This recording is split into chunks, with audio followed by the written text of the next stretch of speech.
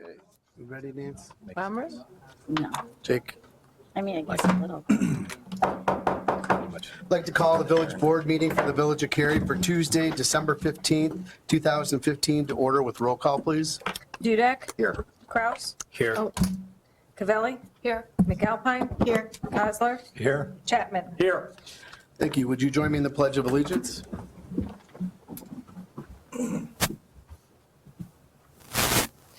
I pledge allegiance to the flag of the United States of America and to the republic for which it stands, one nation, under God, indivisible, with liberty and justice for all.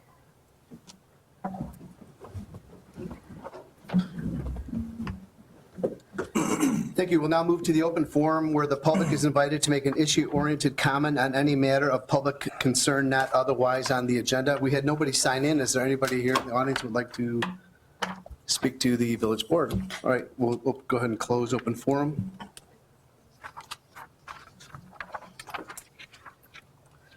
I will entertain a motion to approve minutes of the November 19th, 2015 special board meeting as amended. So moved. Second. Roll call, please. Chapman? Yes. McAlpine? Yes. Kraus? Yes. Dudek? Yes. Cavelli? Yes. Kozler? Yes. Thank you. And I will entertain a motion to approve the minutes of the December 1st, 2015 village board meeting. So moved. Second. Roll call, please. Kozler? Yes. McAlpine? Yes. Chapman? Yes. Cavelli? Yes. Dudek? Abstain. Kraus? Yes. Thank you. Moving ahead to the mayor's report, I have several things I want to comment on. But first and foremost, we have a presentation of our one-year pin to Mr. Fish, who has been with the Village of Cary for 1 year. If you'd like to come up to the front to get your village official pin. Very glamorous. Everywhere I go. Come on. We just want to say thank you very much. We're proud to have you as part of our Public Works staff, and I'm sure that Eric has some glowing comments to make about your performance, but that's for you. Pretty quick, huh? Thank you. No, I want to thank Scott for being with us for a full year now. He has definitely brought an exciting energy to our department. He's got a lot of great construction experience and is evolving into a great contract administrator. So he takes a lot of stress off of myself and Mark and Mike, and he's appreciated every day with everything he does. I hope to see many more years and many more pins.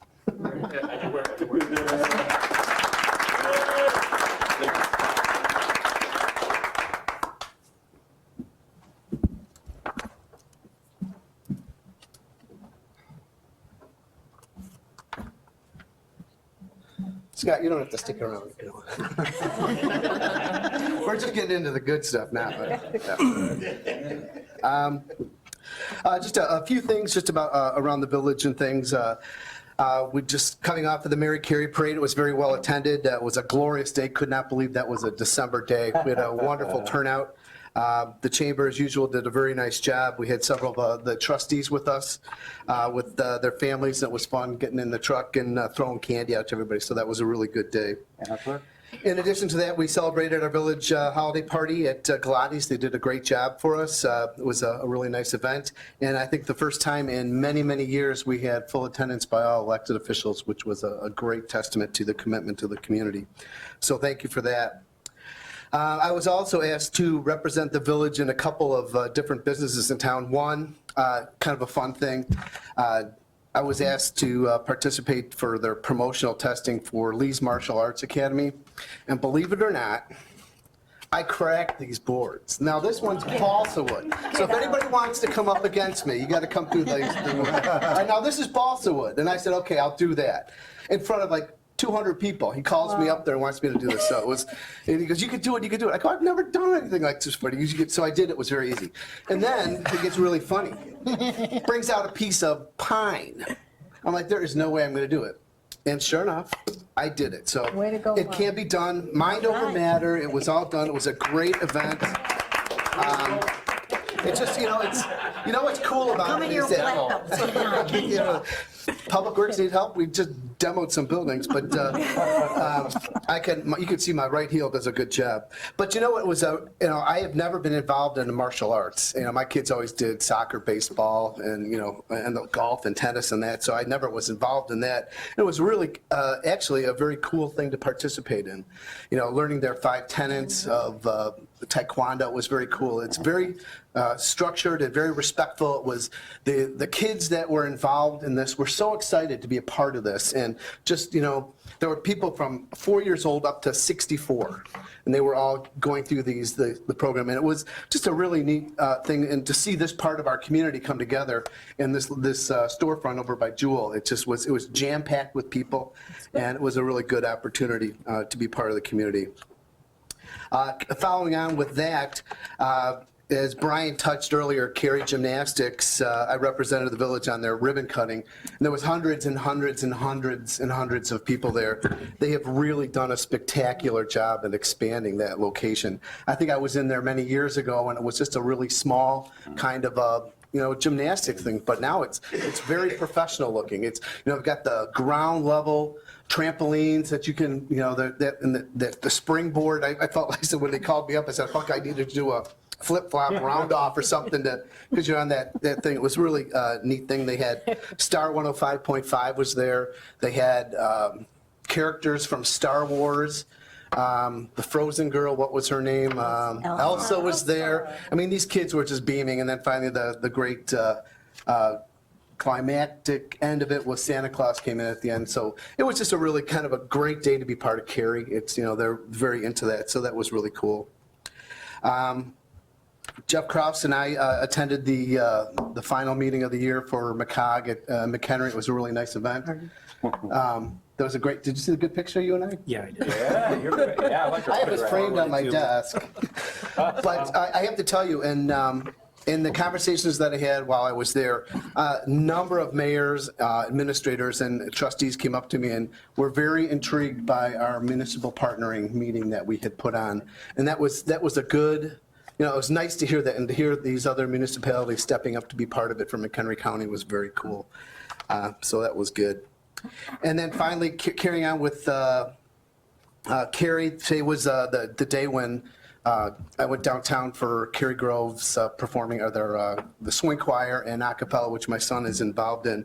And I swear it was like Cary incarnate. I mean, we were at the Daily Center. This is like the 8th year I've been going down there. My son's a senior now, so we won't be doing it anymore. But hundreds and hundreds and hundreds of people from Cary just jam-packed this lobby. And it was really a really neat thing to see singing all the Christmas carols, and people were just coming in from everywhere looking, what is going on? It was just really cool to be part of Cary for that. And my final note to the day, I got a call from a very concerned citizen last week with regards to the state of Illinois, and that they're not sending out reminder cards for license plates renewals. So he was very upset about it. He's worried about our seniors because they won't look at the license plates, and he had told me that a senior was pulled over and cited for a license plate that was expired, and the officer told her, and it wasn't in Cary, the officer told her, because I know this would never happen in Cary, but the officer had told her that she needs to be aware of her license plates now because they're not sending out the reminders. Like me, I think like a lot of other people rely on that, but they're not doing it anymore. So pay attention to your license plates. I think that it's a good public service announcement, and I thought I would pass that along to all who are participating. And I told them that we would absolutely publicize this on our Cary News Weekly, on a periodic basis, so people are aware of that, because that's good to know, especially with the coming year when everybody else's license plates are being renewed. So, all righty. That's what I just said. Moving on to our consent agenda. I will entertain a motion to approve the consent agenda items. I'm going to pull one off because of a change. Consent agenda items 1, 2, and 4. Is there anybody else that wants 1, 2, or 4 removed? So moved. So, Did second. you make a motion? Yeah. So moved. Thank you. Roll call, please. Kraus, Yes. McAlpine, Yes. Chapman, Yes. Dudek, Yes. Cosler, Yes. Cavelli. Yes. Thank you. And I will entertain a motion to approve consent agenda item number 3 as amended. In front of you tonight, there was an amended ordinance that had some changes on it by council. I think the second to last page. So moved. Second. Roll call. Hang on.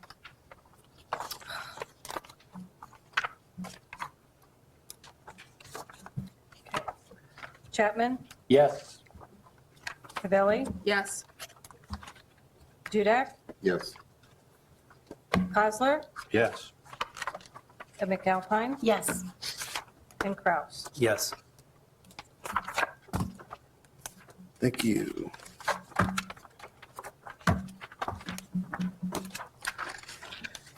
Moving to items for separate action. I will entertain a motion to approve ordinance 015-12-08, the annual real estate tax levy ordinance for the tax year 2015. So moved. Second. Michael, did you have any comments on that? Quick synopsis. Quick synopsis of what the final total is. Sure. Based on the direction at the last meeting, what is in your packet or the ordinance is drafted, keeping the tax levy flat at $2,510,576. I think pretty much that was the instruction we got from the board at the last meeting. Any other questions? Michael, what does it mean? What's the difference? Is there an impact on the resident if we were to vote to capture the new growth? Would that raise the taxes versus a zero tax levy on the residents? Well, number one, the levy would be increased, which is spread across all the taxpayers based on their proportion of the overall assessed value. Okay. Okay, tax levy may go up, village's tax rate may go down. So in terms of your actual impact on the bill, it may not be sizable, but it may be different than what appeared last year. Okay. Any other questions? Roll call, please. Chapman, Yes. Cosler, Yes. Cavelli, Yes. Dudek, Yes. Kraus, Yes. McAlpine. Yes. Thank you. I will entertain a motion to approve Resolution R15-12-04, authorizing the issuance of a request for qualifications and proposals, and the Village of Cary being the lead agency for architectural design and site engineering for the new metro warming shelters on the inbound side of the railroad tracks. So moved. Second. Thank you. Chris? Thank you, Mayor, members of the Village Board. This item before you this evening is a resolution to authorize staff to proceed with a request for qualifications process for the Cary train station improvement project. As the memo indicates, and I'll report for the public, through assistance with Metra's team, the villages worked with Metra for Metra to acquire $2 million for a station improvement project. Based on committee of the whole discussion over time, the village board has, through committee, directed me to proceed with the process. We've jumped over a couple of hurdles of the project in the past couple of months. Specifically, first, we proved that a station warming facility can fit on the inbound side of the tracks. We identified some issues that needed to be addressed with the Illinois Department of Transportation.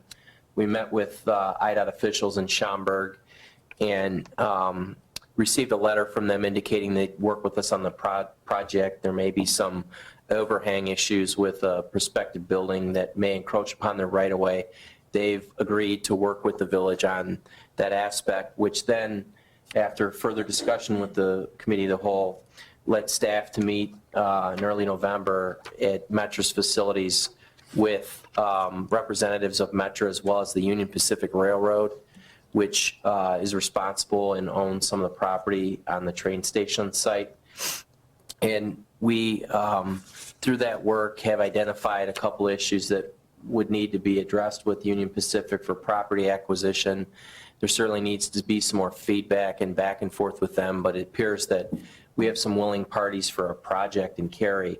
The issue here before you is the fact that there needs to be phase one design and engineering to develop a set of plans for the station facility improvement project, as well as 1 or 2 warming shelters part of this project. And the village, through this discussion process and including in your March 2015 budget workshop, you allocated the $1 million fund balance in the commuter parking fund. Commuter parking funds are saved funds from parking fees that have been paid for by the commuters of the Village of Cary, as well as our guests that commute from our facility. Those funds are dedicated and are separate from our general fund balance and utility balances because they are parking fees. And typically, they're reserved by municipalities for things such as paving projects for parking lots, pay box improvements to facilitate more efficient service at the station, as well as station projects.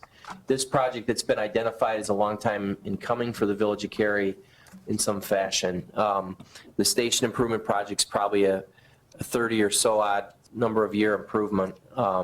And the fact that there's federal funding makes it a good opportunity for us to partner to make it a reasonable and useful commuter asset for primarily our residents, their property values, and those that come to Cary as our guests for its station use. This resolution I'm asking for is to permit staff to proceed with the request for qualifications. This would be a process that would require a scorecarding of private firms that may be interested in the architecture and engineering work. And then there's a formal process for award, and a contract would be back to you for actual award. This is no direct expenditure authority tonight. This is simply laying out in our resolution fashion the fact that this is the next step. The contract would be the next action step for you as well. We anticipate the budget for this phase of the work to be about $300,000, give or take. The overall design project, original budget for this at a preliminary level is about a $3 million project. So anything over $2 million at this point is Village of Cary responsibility. We hope to work on that amount over time as this project builds forward. We continue to have discussions with other agencies about that $1 million that's ours. We'll not make any promises about that, but we continue to have those discussions. So this would allow us to do the RFQ. At the same time, I think it's essential for us in writing to ask, and I've informally asked, and would then, if there's consideration of this tonight, ask formally of Metro to write us a letter that says there will be a project. We do have $2 million in funds. We will continue to work with you on the funding for the other part. But there is a project, because I believe you need that before you would consider a contract award on the design work. That's only logical, because if there's not a project, why would we want to design it? So that's what's before you this evening. We're happy to answer any questions. We'd certainly spend probably 60, 90 days working through this process, and would be glad to communicate back to you at checkpoints along the way. But I open it up to the floor for discussion. Happy to answer any questions. Chris, I have some. You say that we would want a letter from Metro stating that there is a project. I thought we had a project already. We do. There's a $2 million allocation. It's in their capital budget. But what I'd like is some more formal writing to the Village of Cary as a board before we would award this contract after our process, because I think that's only in order. It is allocated. They've indicated to us through our meetings that there is a project. It's a question of just timing. But I'd want that formally provided to us. I think that would be in order, because it would be a joint project. What kind of dates are we looking at in terms of this grant, in terms of when it needs to be? Sure. We asked that. Eric and I attended a meeting downtown, as I indicated, with their staff. And the objective of this became clear at that meeting that the team agreed that the design concept could be managed by lead agency at Cary, but the construction phase belongs to be run by Metro. So if there is a project, we design it, they're part of the team in terms of that, but it's our project. But because of the guidelines and rules, there's federal money involved in this. There's a high level of complexity and auditing involved in expenditure of $2 million of federal money.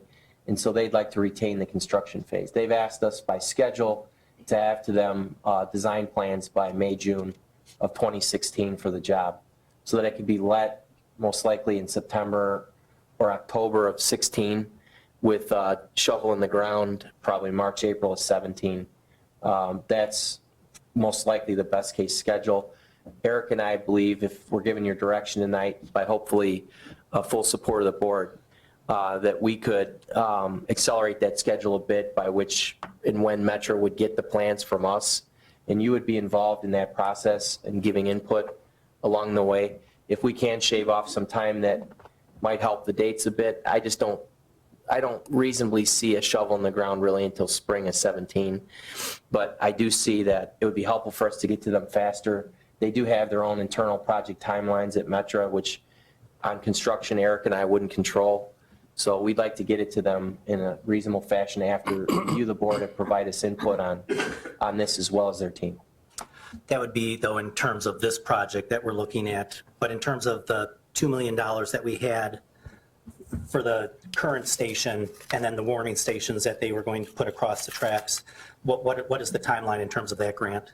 Like when does that run out? When the money expires? Yeah. The money at this point, I mean, they have told us directly that as long as we move forward in good due diligence, that the money's there. My concern was, as always, in our experience with state and federal money, through the FEMA grant for Sunset Crest, through Janice cutoff project with the state, the money we lined up for that $1.6 million, which was primarily all outside. And then some of the other opportunities we've had, it's usually a situation of spend it as quickly as possible before somebody takes it away. Right. And in this case, we believe that we're comfortable under this project timeline, assuming it's met, that the $2 million will be there. And that's part why I'd like to get the letter from Metro that I referred to. I think that's only good common sense. But I wouldn't at all want to dilly-dally in terms of schedule beyond shovel in the ground in March of 17. There's too many things that can change fast at the federal level. We've seen holdbacks at the state of federal money for different reasons. I mean, if we have a project, my inclination would be to proceed with it as quickly and efficiently as possible, but yet with this board's oversight.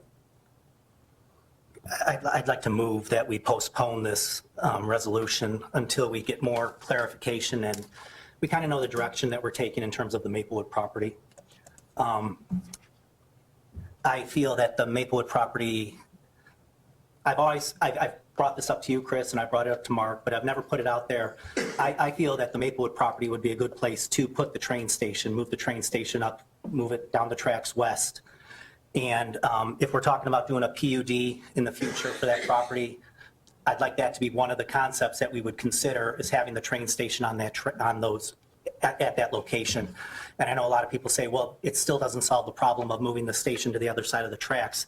But my proposal would be to have the ingress and egress underneath the tracks. So you'd be going under the tracks to get to the other side to come up to the inbound side of the tracks, or to downtown Chicago.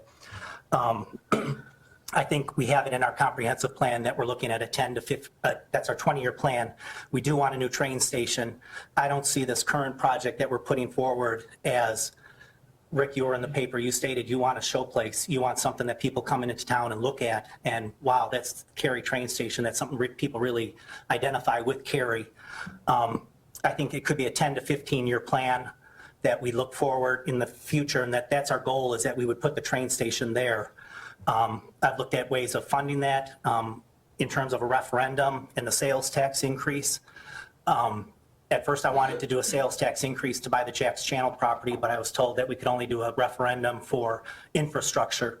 Well, this would be an infrastructure project that we could then try to go out and pass a sales tax increase to get the funding to move the station up, to try to complement some of the funding that we might have from the federal government or from some other sources in that. So I'd like to postpone this until we have a little more clarification and direction in terms of where we're going with the Maplewood property.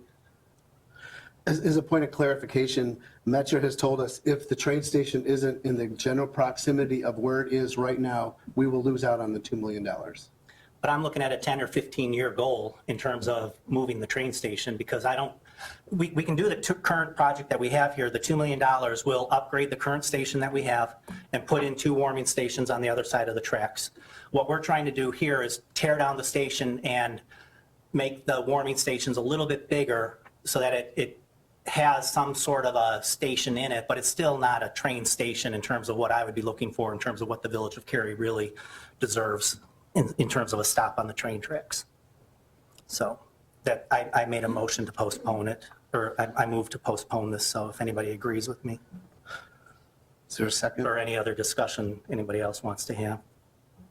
No, Jeff, since you mentioned me, I'll throw my 2 cents out there. Point of order, we have a motion on the floor. Yeah. There needs to be a second. Okay. I'll second it.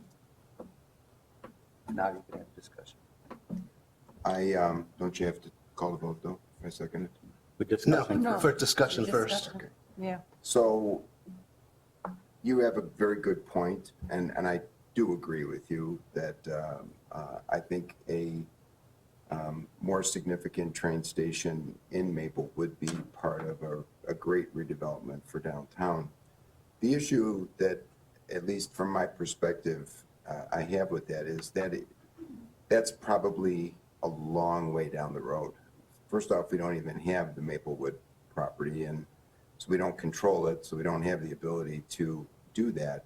And to Mark's and Chris's point, if we don't do something today, we'll lose the $2 million. So I guess while I don't disagree with you, and I would like to see a train station further west, and I would like to see it on the other side so we could build something more significant as opposed to something long and thin on the north side of the tracks. The reality to me is if we invest $1 million and amortize that over 10 or 15 years of useful life of this property or this improvement until such time that perhaps we can build something like that, I still think that's a very good investment in the current infrastructure and the future of Cary. So I don't disagree with you, but to me, that money spread out over a fairly long period of time would still be a worthwhile investment. But we currently have $2 million to upgrade and put the warming shelters in over there. What we're saying here is that we want to spend an additional $1 million on top of that. Yeah. I would prefer just to stick with the 2 million. I don't disagree with you. I think we can just spend the 2 million, upgrade the station, have the warming shelters, and then have a 10 to 15, 20-year goal in terms of what we'd like to see in the future. Jeff, I know we've just barely touched a couple of times over the past 2 years about the possibility of us getting a new police department and looking at that as a capital need in the village. Would you rank that?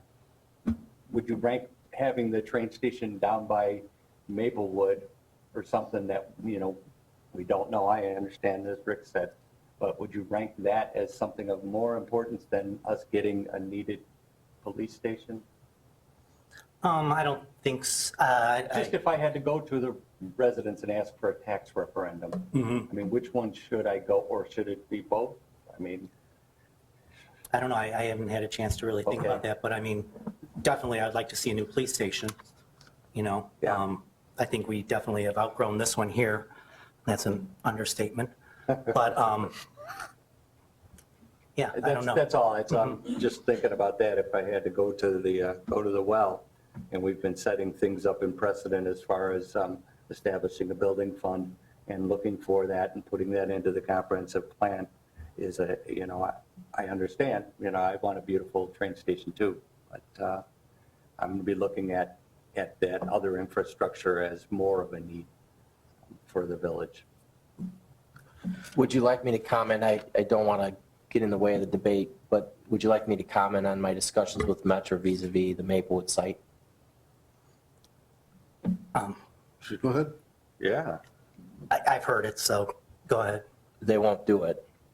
Yeah, they will not do it. That, as we know, we've had some changes at Metro over time in terms of the executive director position in the past 5 years. It's actually changed twice. So my point is that things can change, when you don't expect it in terms of direction. They are in, like us, a retrenchment mode from the standpoint of state and federal funding. They, continue to have infrastructure issues just like the village. Their station building program that was in existence in the early part of the 2000s that many stations up and down the line had very large buildings built with, those funds no longer exist. And Even as we understand our neighbors in Fox River Grove, their station was improved after about 10 years of discussion to the tune of about $3.5 million. These funds don't exist much anymore. And when I asked specifically, and we met with them specifically, and I believe Trustee Dudek and Trustee Kraus were with me with Metra, they said no to that site. And it was predominantly because of perceived cost. Secondly, there was concern about its location on that side of the tracks that far up the line. They just didn't want it. And so I just believe you need to understand that. Again, as I indicated, anything can change, but I think from a funding and then from a just doing it standpoint, I don't think they're interested in the Maplewood site for a train station. However, there may be some interest in co-use parking, other shared amenities, a pedestrian path, all sorts of other public amenities for that site. We know that that site has lots of opportunity for many different types of projects, some of which was discussed tonight, but I just don't believe a train station will be built there. All right, there's a motion on the table to amend, to table, or to postpone. Roll call, please. Chapman? No. McAlpine? No. Kraus? Yes. Cosler? No. Dudek? No. Cavelli? No. Thank you. Reverting back to the original resolution, roll call, please. Chapman? Yes. McAlpine? Yes. Kraus? And just to be clear, that this is above and beyond the $2 million that we've been granted in the grant funds, so I'm voting no to go above and beyond that. Cosler? Yes. Dudek? Yes. Cavelli? Yes. Thank you. I will entertain a motion to approve Resolution R15-12-05, endorsing the Metropolitan Mayor's Caucus Greenest Region Compact. So moved. Second.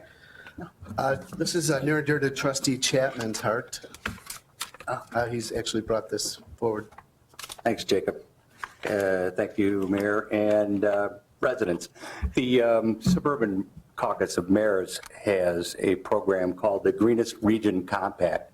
And what they're asking is for communities to become involved and to make a commitment towards establishing sustainability goals such as education, water cutbacks, energy efficiency, and really public education. I have in support and testimony a couple of letters, but first I'll introduce Ken Santowski from the Village of Lakewood, a trustee, for his comments.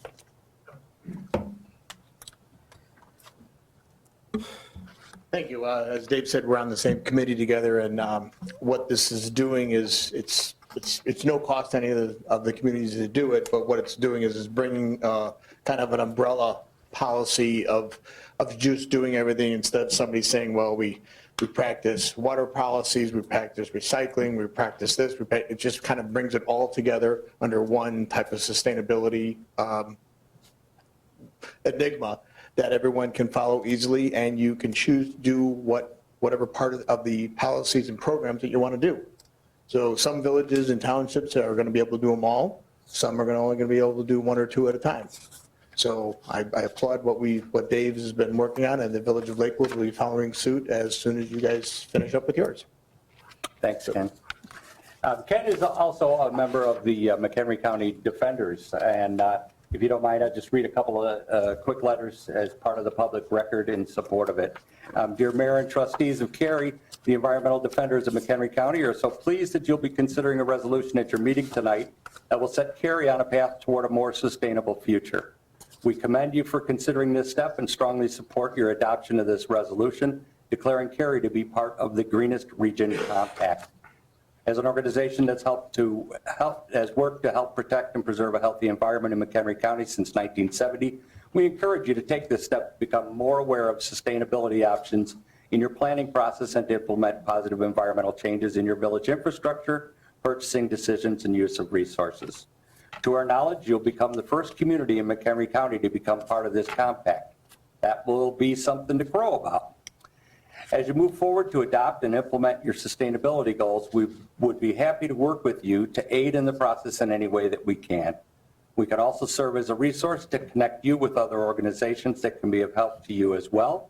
And working together, maybe we can convince some more McHenry County communities to follow in your footsteps toward a more sustainable future. Again, we highly encourage you to adopt this resolution, and please feel free to reach out to us at McHenry Defenders if you would like our help. Respectfully, Nancy Scheitzel, President of the Environmental Defenders of McHenry County.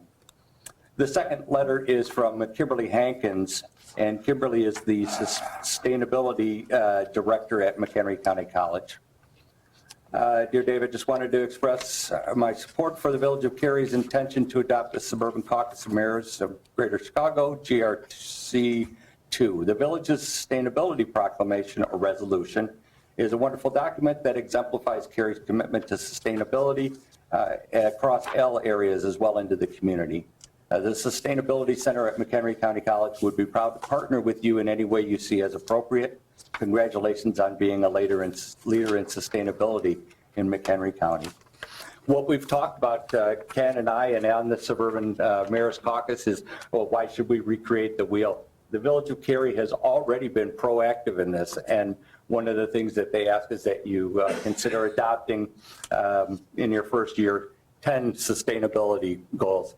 On that list, there's obviously there are many hundreds of opportunities of things to do, whether it's rain barrels or switching to LEDs, working with NICOR, ComEd, the Defenders, McHenry County College. So it'll give us a lot of opportunities. I'm asking for your support as the resolution here allows us to move forward.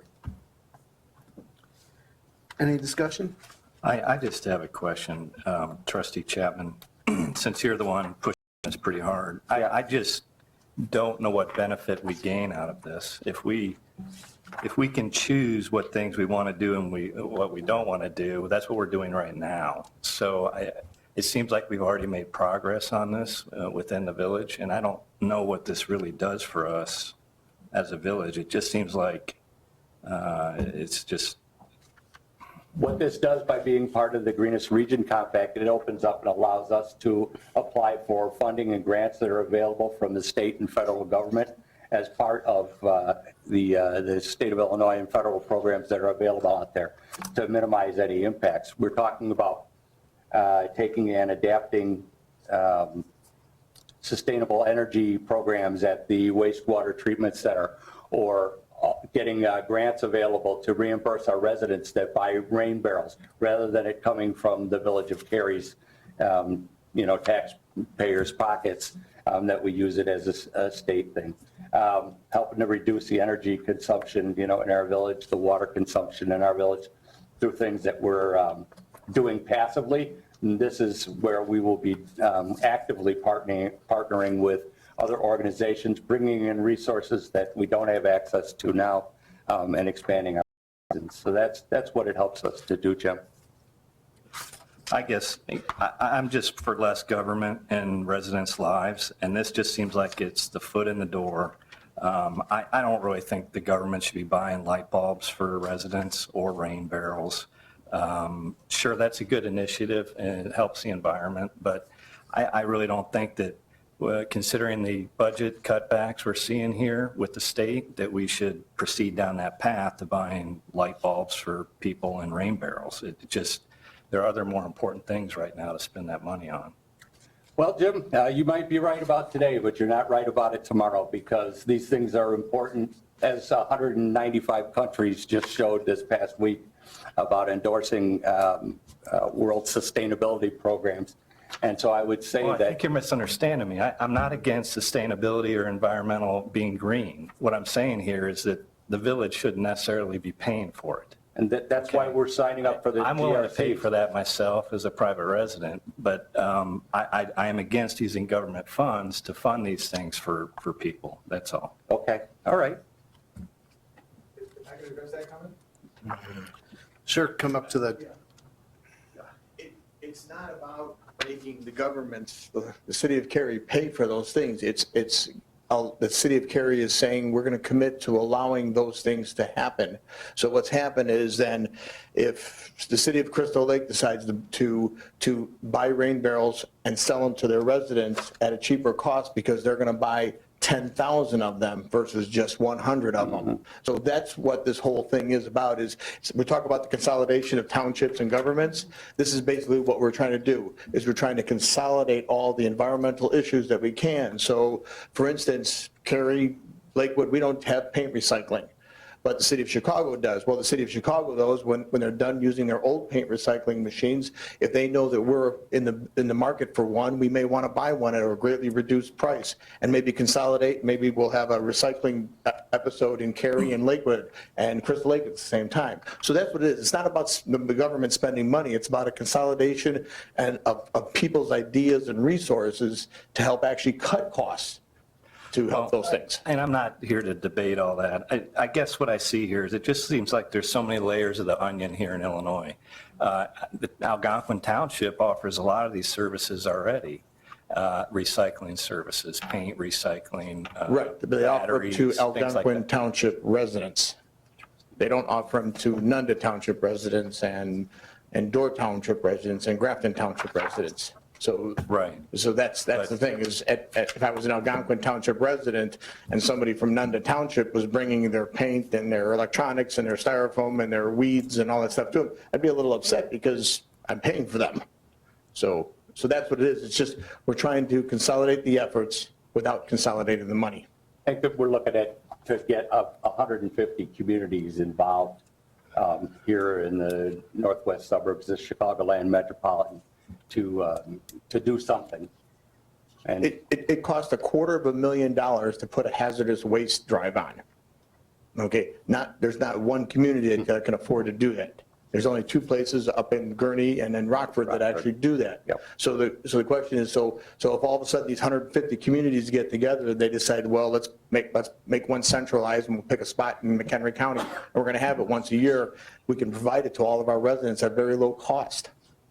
And that was a huge request here in Cary from our residents. It still continues to be. We were lucky enough to be able to put one on with the electronics recycling, but we're looking at more. So. Yeah, and I understand your request. Believe me, I'm against adding more layers of government and stuff like that. But I think this it's not necessarily adding a layer of government because it's going to be all on Dave. It's going to be all on me. They're choosing one person from each community to kind of spearhead this project and kind of run it and see what things you can do. Yeah. And the good thing is if Dave comes up with a project and it's going to wind up costing you guys money, and you can easily vote no. Absolutely. That's the power of the government, especially the localized government. Okay, So Thanks. thank you. Any other questions, comments? So he may have addressed my question, and that is, who is the point person for this? Is it Dave? Well, it is right now. I was appointed by the mayor. But, I mean, what happens if Dave's not on the board and, The village, then the caucus of mayors, the mayor is the member that's on the board. So whoever the village president is the person that's on that board. what if the next mayor or the mayor at that time doesn't believe in the, I mean, to me, Yeah. I'm really, I'm not so much hung up on the layers or the cost, because I think if you control the cost, I'm not looking to spend any money either. I'm more looking, just to clear in my mind is who's the point person for this? Well, right now I am because I was appointed, and we have an ordinance which the village adopted that the Village of Cary would join the Suburban Mayor's Caucus. We've been a part of it. And automatically, the mayor, village president, or their designate is a member on that board. So it's sort of structured like a McCog thing? It is exactly structured like McCog or Okay. Northwest Municipal. Well, I think the bottom line, there's no direct cost to the Village of Cary. No. Yeah, I didn't see It's all anything in optional, here, yeah. it's optional participation from the residents. It's a conglomerate, it's just trying to reduce any type, actually reduce, like you had said, reducing any type of government option. It's consolidation, that's the direction that everybody's been instructed to head, is consolidate various aspects of our community, so. It's trying to overall, for whatever it's worth, I mean, improve the sustainability measures within the Chicagoland region. Everything, you know, it is optional. There's no penalty if we don't participate in it. What we have before you too is a list of items that Eric put together that we've already implemented here, you know, without being a part of it. And so we've already been doing sustainable initiatives too. So there are a lot of the goals and priorities that are within the Green Compact that we've already achieved. So let me just make sure for clarification that I have all this correct.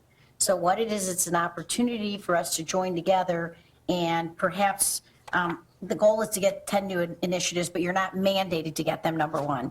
Number two is whenever there's something that's comes before us as a board, we would be chatting about and discussing and voting on whether or not we were going to have any monies outlaid for it. But it also provides us an opportunity to apply for grants or things like that that might come up. So in a sense, it gives us an opportunity to bring funds into the village to be used for sustainability from a green standpoint, from ecological, you know, making sure that we're taking care of our environment to the best of our abilities. Am I missing something? I mean, Sounds right on. okay. When did this organization start? I don't know specifically. I know a lot of the communities, and you'll find that in your attachment, that have already adopted it around 2008, 2009. So some of those goals and priorities might be a little bit dated. Yeah. If you reviewed the information. Can I ask one more question to Eric? From a standpoint of implementation on some of these things, how do you view this with how we're currently set up with, because some of this would impact you, correct? Correct. As do they have it? As the document shows, the green highlighted items, these are the priorities or strategies listed in the attachments provided by the GRC2. 8 of the 16 we have already completed or are ongoing, just a part of our operational initiatives or as part of our considerations for current or future budgets. So some of the items obviously would require some action and some research or expenditures that would be budgetary in nature. Others would be procedural or ordinance related. So obviously those are a matter of staff time as opposed to capital costs. But a lot of these things, aside from maybe that first older CFL grant type of program, most of these things are items that are good initiatives, not necessarily items that are grant funding contingent, and not things that would, I guess, qualify us for future grants. Those are things that we are constantly exploring as a village from all departments and continuing to pursue. So how do you feel about this program? Obviously, you've read through it. Oh, yeah. Yeah, I think, as I understand it, the program memorializes the village's commitment to pursuing these items and setting goals. It doesn't commit us to enacting X number of items here, or you shall do this. As they mentioned before, it doesn't force a cost to the village, but it demonstrates our commitment to it and then allows us to move forward and then proceed with prioritizing and then selecting and choosing the items and the progress strategies that are appropriate for Cary. So I view it as something we're doing already through our normal budgetary process. We look for these types of items, and you as the board would review and give us a direction on which to proceed. This, I believe this action is just a good support of that initiative that we already do. Okay. And that's why they call it a framework. So that's their operative word. Okay, roll call, please. Cavelli, Yes. McAlpine, Yes. Kraus, Yes. Cosler, Abstain. Chapman, Yes. Dudek. Yes. Thank you. I will entertain a motion to approve Resolution R15-12-06, authorizing Christopher Clark as primary delegate and Jacob Reif as alternate to the McHenry County Conservation District's Conservation Congress 2016. So moved. Second. Jake, you want to lead this off? Mayor, pretty straightforward. The village has been invited to participate in the MCCD's Conservation Congress. There's an event on February 6th, I believe, and the McHenry County Conservation District is just asking for a formal resolution from the village designating a delegate and an alternative member for that meeting. So I'd be happy to answer any questions that you have. Okay, roll call, please. Cavelli? Yes. McAlpine? Yes. Dudek? Yes. Kozler? Yes. Chapman? Yes. Kraus? Yes. Thank you. Moving to Administrator's Report, Chris? Thank you, Mayor. By trustee request, I wanted to provide the public and the board an update on the status of the Garden Place Apartments / Pedcore project. I'll give an overview, and Brian Simmons, Director of Community Development, will add in as needed. As the board's aware, this summer there was some concerns about some of the lot coverage calculations in the original approval of the village for the project. And it turned out that there was an error in the calculation on the zoning table. And so subsequently, when that was identified and provided to Pedcore to indicate to them that there was an issue, they came to the village and asked for a variance on the lot coverage component of their approval. And subsequent to that, they also, in that original request, they came in August and then subsequently resulted in the zoning board hearing on, I believe, late August. They had asked for and offered, I guess is the right way to say it, to provide a permeable pavement surface to address the issue, which, as we reviewed our code and Brian, our zoning administrator, did, said was not allowed in, as far as a remedy for the lot coverage issue. And hence, ultimately, the variance was denied by the zoning board in late August. And then in September and thereafter, the developer assessed its options and subsequently appealed that decision. And that resulted in October 22nd, another hearing of the zoning board where the zoning administrator's decision on denying that coverage remedy was challenged. And subsequent to that testimony, the village zoning administrator's decision was sustained by the zoning board in late October. And at that point, Pedcore Development was left with a variety of choices in terms of how and if to proceed. Through the October-November timeframe, and before I talk more of the specificity about where they're at today, I want to indicate that they had, quite honestly, a variety of options. They could have applied for additional relief to the village in a different way. They could have proceeded with the variance to the village board. They ultimately decided, and they have, and it's standing today, they appealed the zoning board's decision of the zoning administrators sustaining his decision. They appealed that to the circuit court, and that motion was stayed, and it still stayed today. But what occurred in the October-November timeframe was Pedcore Development asked staff, and as would be the case for any project, when options are laid out, they asked what other relief mechanisms would there be, what other ways might there be to look at reducing the lot coverage percentage following our code to get at or near the 45% requirement in the R3 district, which that property was rezoned for. So there was some discussions involving the village accordingly. Ultimately, the developer decided to comply with the village zoning ordinance and reduce the lot coverage to under the 45% level. And by using and asking for interpretation of our code within what the zoning administrator must apply, there was a variety of what I'll say workarounds that were used by the developer to comply that included changes to the parking lot, reduction of some of the non-essential amenity structures that were in the original project, such as a swimming pool, which is only used 4 months of the year and was deemed to be a way to eliminate some of the space that was covered. There were changes that were allowed by code. There was a credit that the village zoning code does allow for some use of permeable surface as well as brick pavers to provide some of the permeable relief, but not at the 100% level that had been debated and discussed in the original zoning administrator decision, then subsequent appeal, and then sending it to the circuit court. There was a lower percentage level that could be used as part of a credit that helped them get below the 45%.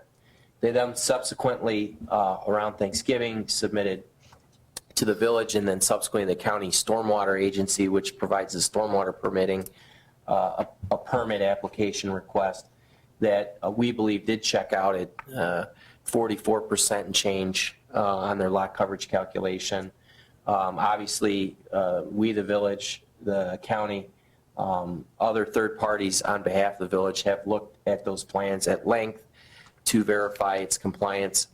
At a general high level, the permit has not been issued yet. We do expect that it will be issued by the village by the end of the year.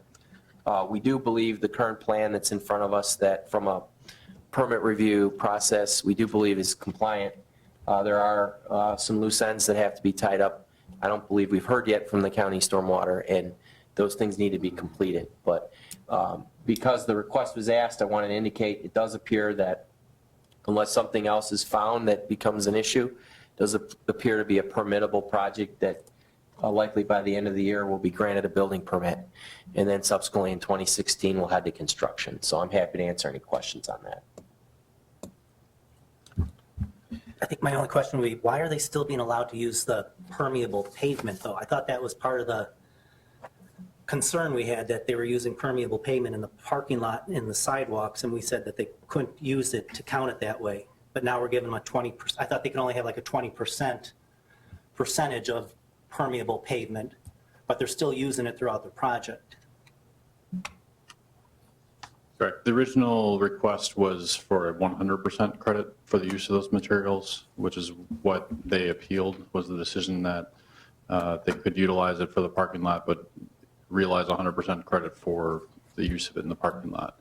The code does provide provisions that they can, if for the use of those materials, they can get a 20% credit, which they're doing to get under that 45%.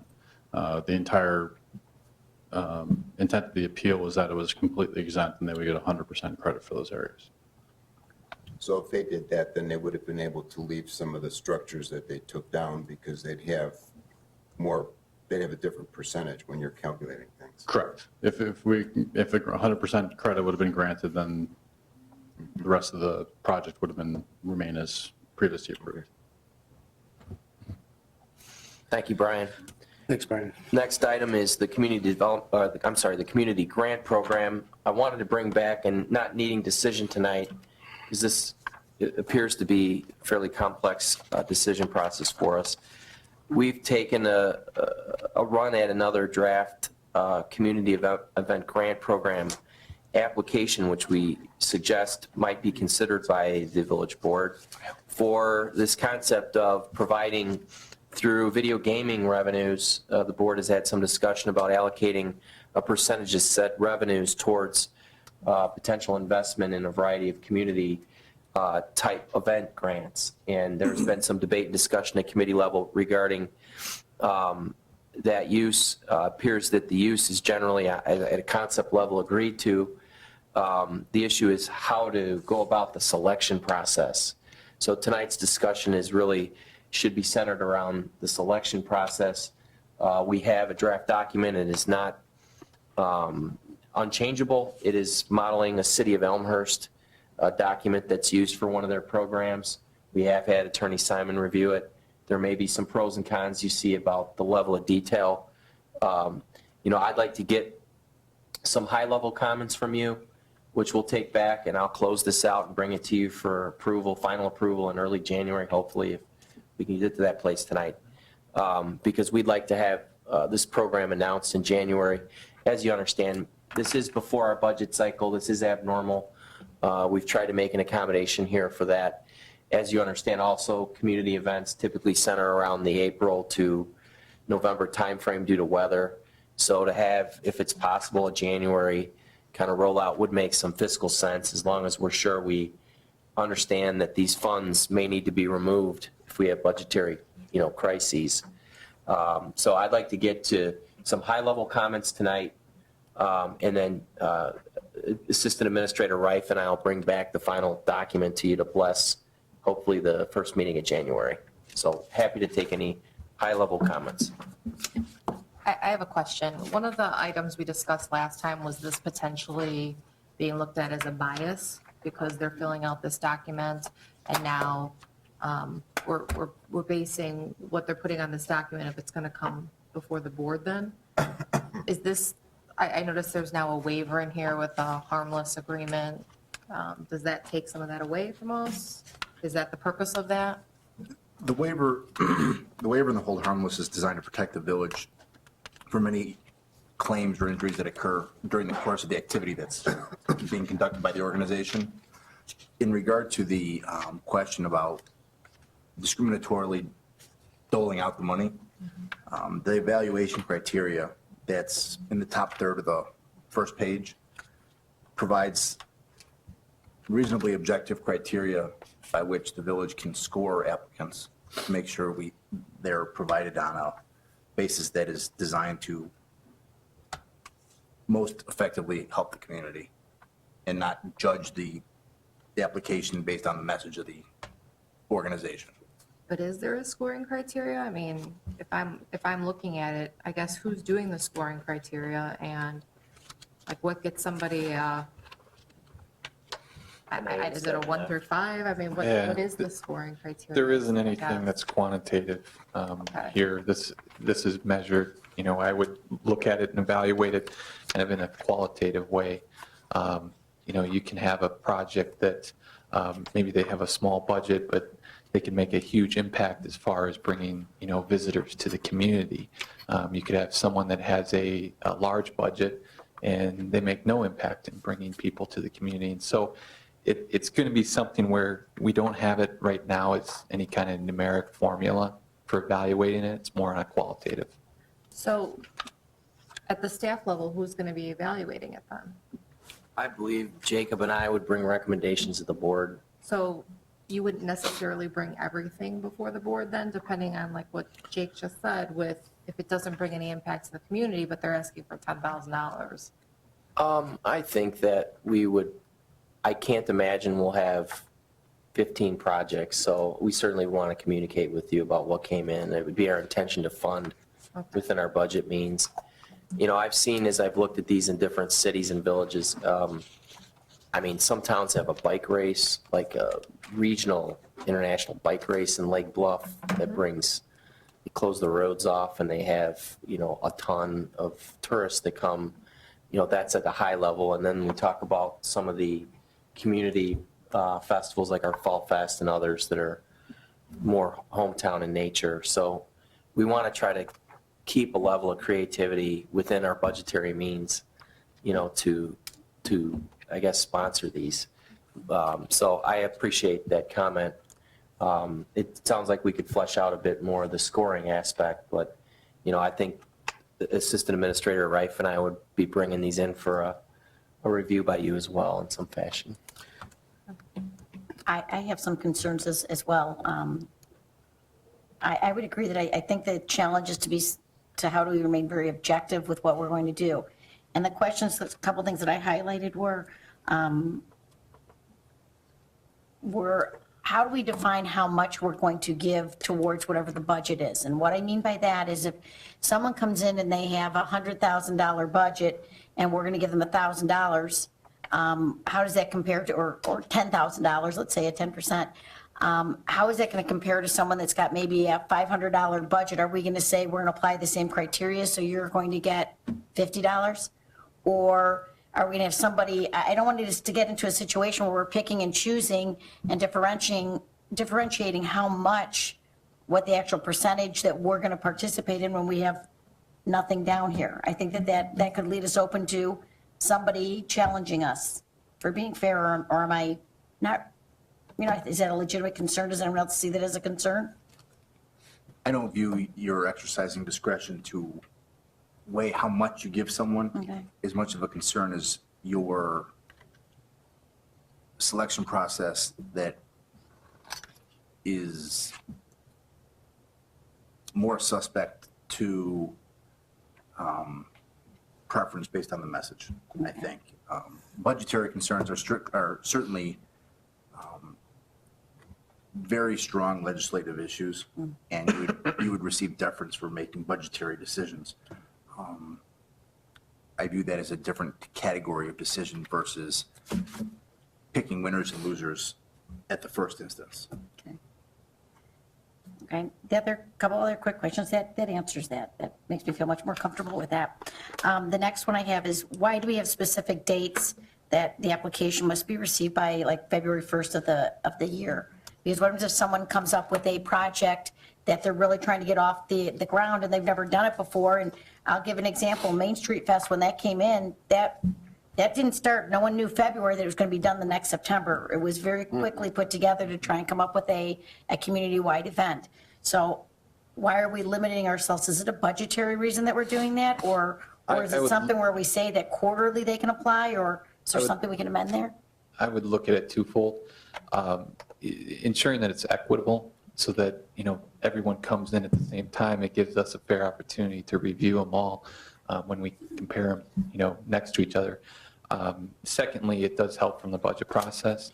I mean, we, have, so limited amount of dollars to be able to allocate towards this. Getting those applications and understanding how many dollars are going to be asked for and what we're able to fund, it's helpful to get that by a certain time so that we're able to budget for that. Okay. Why under the application submittal stars? I have a lot of questions on this. Go ahead. Because I think it's a great concept. I love the idea. I just want to make sure that as we're setting it up that we're doing our due diligence and covering areas as well as possible. Why is it under the application submittals that you want a copy of the organization's annual budget, their entire budget versus the budget just for the specific project? And I absolutely agree with you. I mean, anything here is debatable for the board. We just want to provide options for you. As far as the budget, when I look at it, we want to be able to provide the board with all the information that they can to make an informed decision. So if you find the budget not to be a document that you'd like to look at, I like to look at kind of the finances and the breakdown. I want to see the budget. I want to see the budget for the event. I just don't know that it's our business to have the organization's entire budget. I mean, Boy Scouts, if it's a Boy Scout trip, do we need their entire budget for everything that the Boy Scouts of the Black Hawk Council, for example, is doing, or do we need it specific to what they're going to do here? I kind of like the budget. Here's why. If it's a nonprofit organization, let's say they have a large budget and they're coming to us and they're asking for a large sum, I'd want to know why they need that money from the Village of Cary. So I like that item in there personally. I agree with Kim. Okay. The other thing you can learn from reviewing the annual budget is to find out how efficiently they convert donations to charitable purposes, what percentage of their costs are administrative versus towards the charitable purpose. Okay. And then what about a copy of the applicant's annual report or information noting the number of donors and members? I would say, along the similar lines with Adam's statement, but too with the donors and members.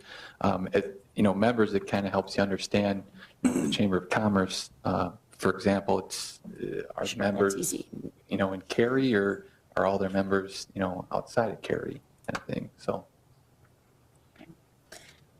But you could have organization come that has that are anonymous donor, so they're just going to say it's an anonymous donor? I mean, I'm not looking at necessarily, I'm just trying to look at a big, broad scope here, not saying, I'm not zeroing in on one particular, I'm saying overall, we could have a large amount of people coming in for that. And I don't want to discourage people that say, hey, we have some donors that don't want, there's private donors. I mean, I can give you churches, for example, there'll be private donors that's anonymous. They want to keep it that way. Are we going to then prohibit them from applying for something like this? This only asks for the number of the donors, doesn't ask for an identification list. Okay. Okay. Did you have any other? Is there anybody else that has any other concerns? Well, I think that maybe, Ellen, if you want to get together with Chris and Jake and Sure. kind of go over some more of your concerns so that you can bring back something, good concepts. It's a good start It should to say, this. should say Cary Grove, not just Cary, that the club should be able to be in Cary, Foxborough Grove. Like we have a Chamber of Commerce, it's the Cary Grove Chamber of Commerce, and so they wouldn't be eligible to apply. And what if, you know, one year they had 50% of their members in Foxborough Grove and 50% in Cary, then they couldn't apply. So, Sure, AMVETS, different things like that too. We have some of our yeah, other that are both. JC's. JCs are, We've included language in there to address Yeah, that. no problem. But this is a great pass. I think it's wonderful. I don't want to take away from the fact that I think this is absolutely wonderful. I was just trying to bring up some things I was concerned with, that's all. All right, thank you. We've already gone through the department head reports at committee. Was there anything else anybody wanted to add? Thank you. Any other future agenda items and discussion by the village board? I will entertain a motion to adjourn. So moved. Second. All in favor? Aye. Opposed? Tried to hit it. Adjourned.